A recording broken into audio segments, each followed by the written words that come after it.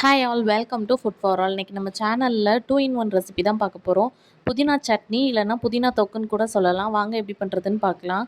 First ஒரு கடாயில் கொஞ்சமாக எண்ணெய் விட்டுட்டு எண்ணெய் நல்லா சூடானதும் 1 ஸ்பூன் கடலைப்பருப்பு 1 ஸ்பூன் உளுத்தம்பருப்பு சேர்த்து நல்லா வறுத்துக்கலாம். இப்போ இது நல்லா பொரிஞ்சதும் இதில் ஒரு 2 பச்சை மிளகா கூடவே ஒரு 5-6 பல் பூண்டு ஒரு 4-5 காஞ்ச மிளகா சேர்த்துக்கலாம். நீங்கள் பச்சை மிளகா வேண்டாம்னா அதை அவாய்ட் பண்ணிட்டு ஃபுல்லாகவே காஞ்ச மிளகா சேர்த்து வதக்கிக்கலாம். இது கூடவே ஒரு பெரிய சைஸ் வெங்காயத்தை நல்லா பொடிசாக கட் பண்ணி ஆட் பண்ணிக்கலாம்.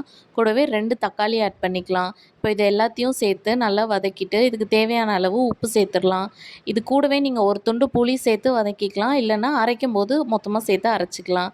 இப்போது நான் ஒரு கைப்பிடி அளவு புதினாவை நல்லா வாஷ் பண்ணி வச்சுருக்கேன். அதையும் சேர்த்து நல்லா வதக்கிக்கலாம்.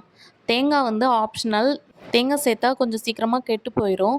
இதுனா கொஞ்சம் எண்ணெய் ஊற்றி பண்ணும்போது கெட்டு போகாமல் இருக்கும். நீங்கள் தேங்காய் வேணும்னா சேர்த்துக்கலாம், இல்லைனா அவாய்ட் பண்ணிக்கலாம்.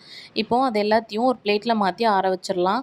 அதே கடாயில் இப்போ கொஞ்சமாக எண்ணெய் விட்டு கடுகு உளுத்தம்பருப்பு தாளிச்சிட்டு இது கூடவே நம்ம ஒரு கைப்பிடி கருவேப்பிலை சேர்த்துக்கலாம். கருவேப்பிலையை நீங்கள் வதக்கும் போதே சேர்த்து அது கூடவே சேர்த்து அரைக்கணுனாலும் அரைச்சிக்கலாம். இப்போது ஒரு தொண்டு புளி சேர்த்து நம்ம அந்த புதினாவை நல்லா அரைச்சி எடுத்துகிட்டு வந்திருக்கோம். அதையும் மிக்ஸ் பண்ணிடலாம். இப்போ இது எல்லாத்தையும் நல்லா மிக்ஸ் பண்ணி 1 நிமிஷம் தண்ணி கலக்காமல் கொதிக்க விட்டிங்கன்னா தொக்கு ரெடி ஆயிரும். இதை நீங்கள் சாதத்து கூட பிசைஞ்சு சாப்பிடும்போது சூப்பராக இருக்கும், நல்லா நெய் விட்டு சாப்பிடும்போது. இல்லை நீங்கள் சட்னியாக ரெடி பண்ண போகிறீங்கன்னா அதில் கொஞ்சம் தண்ணி ஆட் பண்ணிக்கலாம். தண்ணி ஆட் பண்ணி ஒரு 5 நிமிஷம் கொதிக்க விட்டிங்கன்னா சூப்பர் டேஸ்டியான புதினா சட்னி ரெடி ஆயிரும். இதை இட்லி கூட சர்வ் பண்ணும்போது ரொம்ப டேஸ்ட்டாக இருக்கும். சூப்பரான புதினா சட்னி ரெடி ஆயிடுச்சு. இது எப்படி இருக்குன்னு செஞ்சு பார்த்துட்டு மறக்காமல் கமெண்ட்ஸில் சொல்லுங்கள். நம்ம சேனலை மறக்காமல் சப்ஸ்கிரைப் பண்ணிக்கோங்க. பாய்.